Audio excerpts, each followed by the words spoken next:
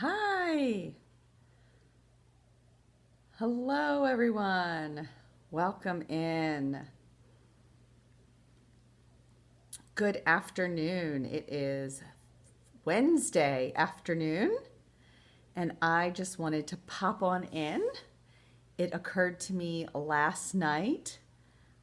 Hi, good to see you. Write your name in the comments again. I'm still trying to remember what goes with everyone, all the names that go with these handles. So I'm sorry, I don't quite remember.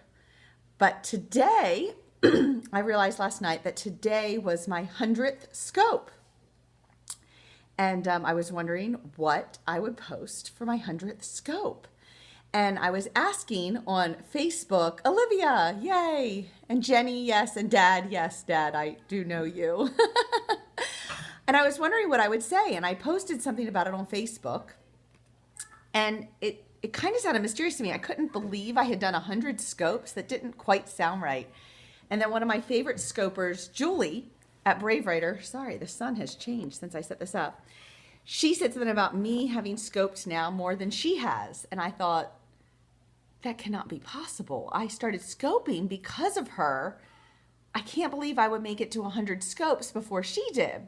So it got me thinking, and it suddenly occurred to me that it, of course, has counted scopes that I've deleted, and I've deleted like 4 or 5. When I was learning, I would sometimes mess up and I would redo a scope. But it also has counted all of my private scopes, which I've done occasionally for family, grandparents, and cousins.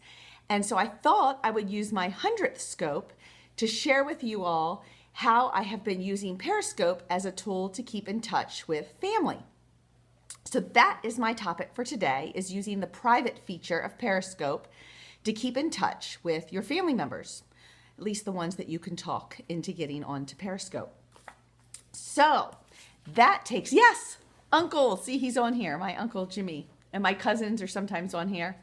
So that would involve understanding these 4 little things that come up when you go to Periscope, and I will explain to you how they work. So yes, Jenny, you're often invited to some of my private family Periscopes.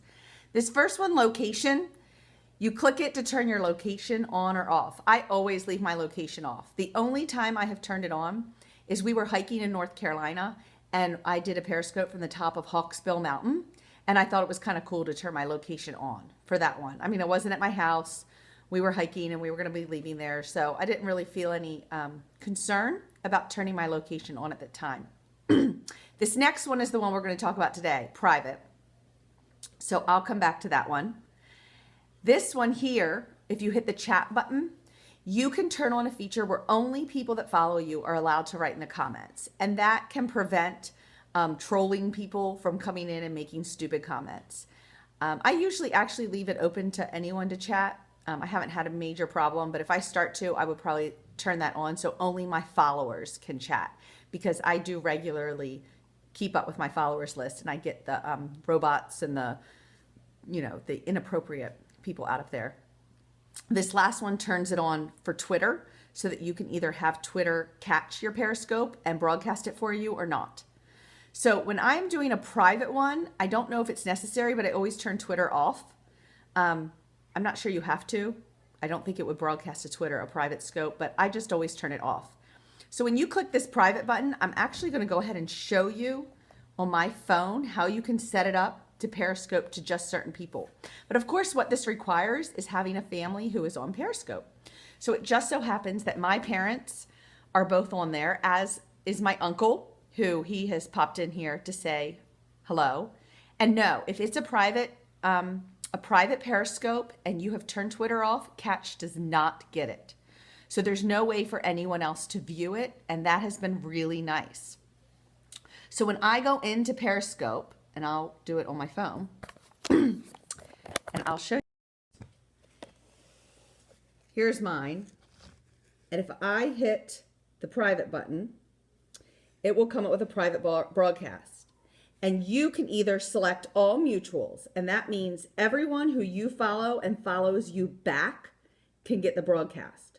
So if you really want to narrow it into just the people you interact with, you could just hit select all mutuals, and it would broadcast to just those people.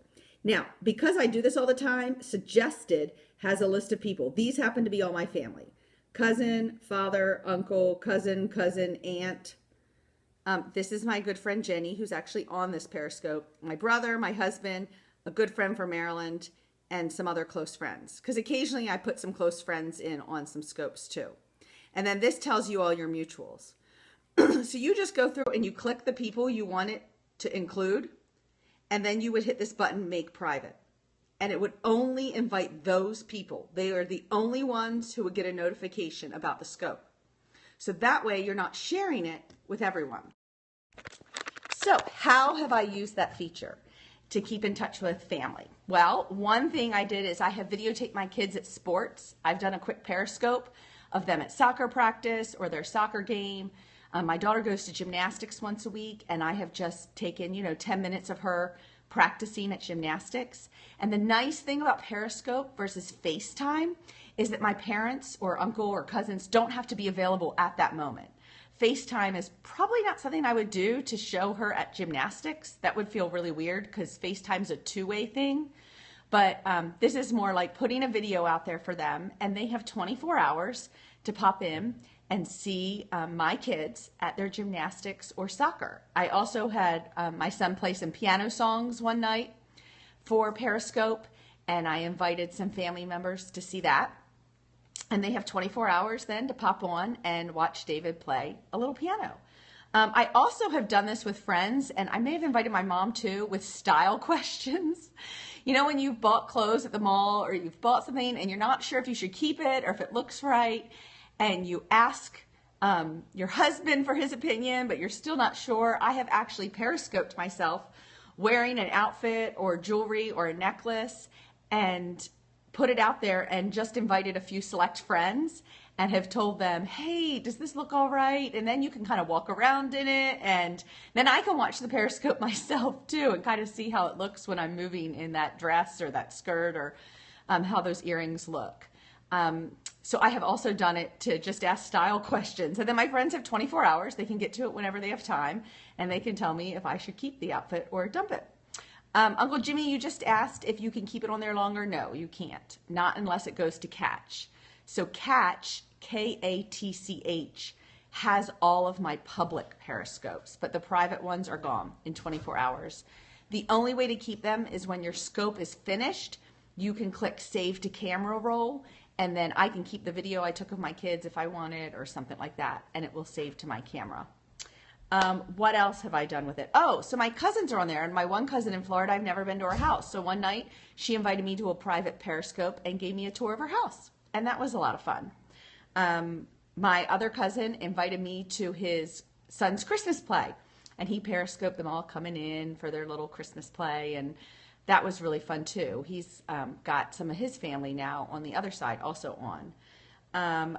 My one cousin works with the youth at church, and they were on a youth retreat, and she popped in and just showed some of the stuff they were doing, and it was fun to see her and what they do at their church and how things are run there, and just see her in action with leading singing and that kind of stuff.